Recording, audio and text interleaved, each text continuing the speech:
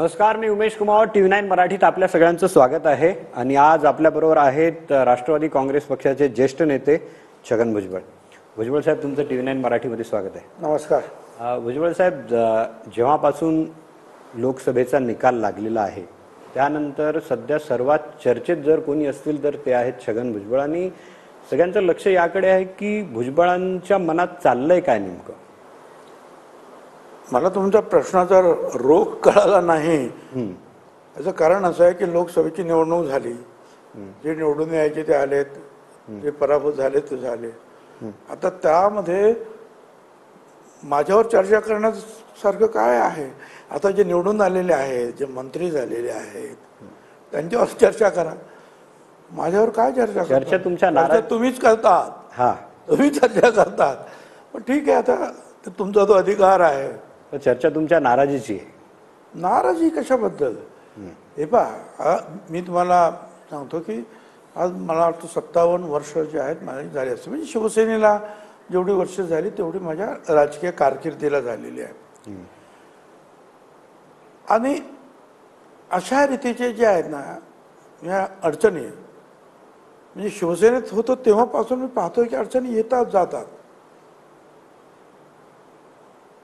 1985 सालामध्ये तुम्हाला आठवत असेल की शिवसेना निवडणुकीला उभी राहिली, आमदार म्हणजे विधानसभेच्या.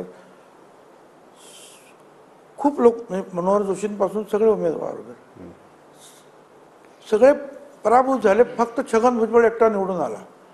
आणि विशेष म्हणजे त्यावेळेला मशाल चिन्ह होतं माझं. कारण त्यावेळेला शिवसेनेला कायमस्वरूपी सगळ्यांना एक चिन्ह असं काही वाटप झालेलं नव्हतं. ज्याला पाहिजे ते चिन्ह कोणी घेतलं होतं.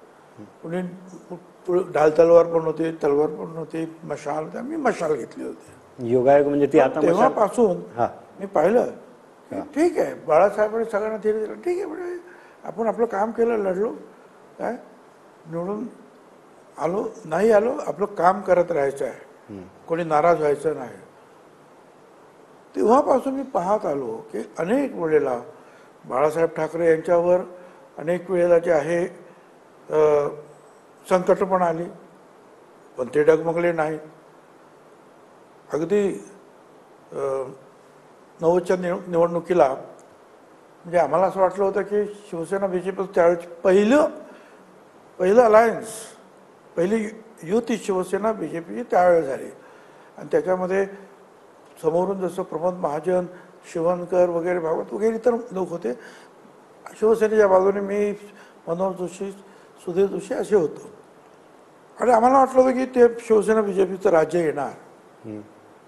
पण मला वाटतं 93-94वरच आमचं थांबलं.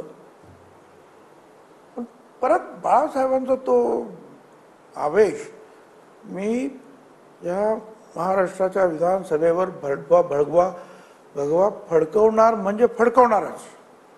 ही जी